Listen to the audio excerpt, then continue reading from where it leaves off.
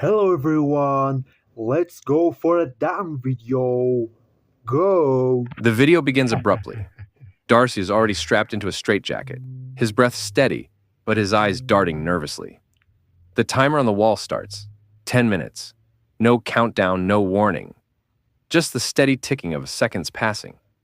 Darcy blinks, focuses, then sharply twists his torso, yanking his shoulder forward. The fabric creaks. He pivots quickly, his movements deliberate, muscles straining against the tight restraints. 30 seconds in, his arms snap free with a sudden jerk, the straitjacket falling to the floor with a heavy thud. Without hesitation, he bolts toward the door ahead. The first room is a cage, reinforced with thick bars and locked with a 3-pin mechanism. A tiny lockpick glints on the floor, almost mocking him with its size. Oh, Darcy snatches yes, it quickly, yes, fingers yes. trembling slightly, as he inserts it into the lock, his mind racing with the growing pressure of time. His movements are sharp and focused, but the lock resists. Click. No. He resets Amazing, it, teeth clenched, amazing, the timer amazing. ticking down to 9 minutes. Yeah. Sweat begins to bead on his forehead as his hands work faster, more forcefully. Click. Still nothing. His breathing becomes heavier as the seconds evaporate, the pressure mounting with every failed attempt. He pauses for a moment, adjusting his angle, calming himself, then tries again. This time, click. The lock gives way with a groan. The door opens. He bursts through the door, only to stop dead in his tracks as he faces the next challenge. The floor ahead is coated in a thick layer of industrial-strength glue. His boots stick slightly to the surface as he shifts his weight, testing it.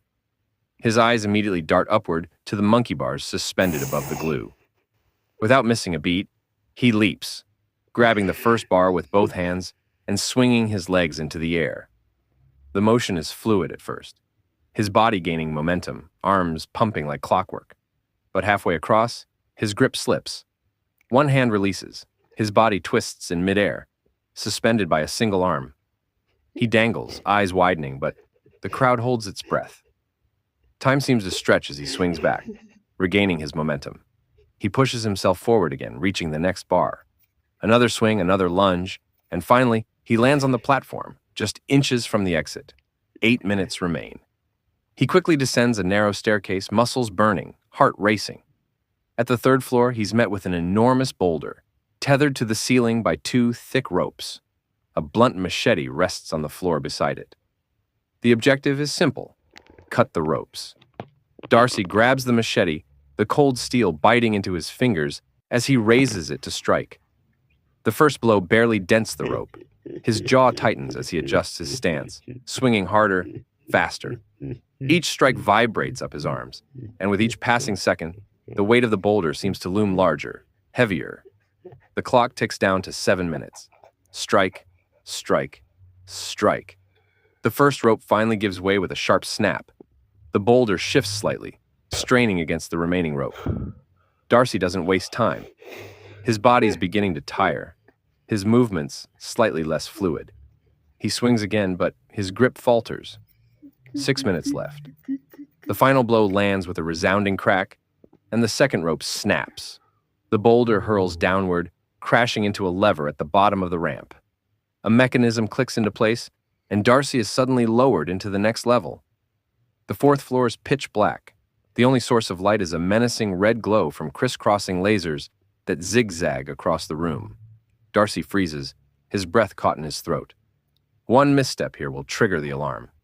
His mind races, calculating his every move. He takes a slow step forward, ducking under the first laser, his body low to the ground. His movements are slow and calculated, each one a careful maneuver to avoid the next beam. He inches sideways, feeling the heat of the laser pass mere inches from his arm. 5 minutes left. He pauses at a particularly tight space, assessing the best way to slip through. His chest rises and falls in shallow breaths, sweat stinging his eyes, but he doesn't wipe it away. His focus is unyielding. He twists his body through a narrow gap, the laser grazing his sleeve. He moves with surgical precision, dodging and weaving, avoiding the beams that threaten to cut through his skin. As he crawls under a low beam, the final exit is within reach. 4 minutes left, the final floor. Darcy steps into the room, and the floor immediately shifts under him. Cold, rushing water begins to flood the space, rising quickly to his ankles.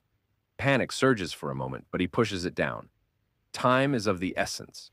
4 valves, one on each wall, must be turned to drain the water. Darcy dives under the rising water, his body tensing as he swims toward the first valve. His hand grasps it, but it's stiff, unyielding. His fingers slip, and for a moment, he fears the worst. 3 minutes left. He pulls harder, using every ounce of strength in his arms, twisting with all his might. Finally, the valve turns and a small portion of water recedes.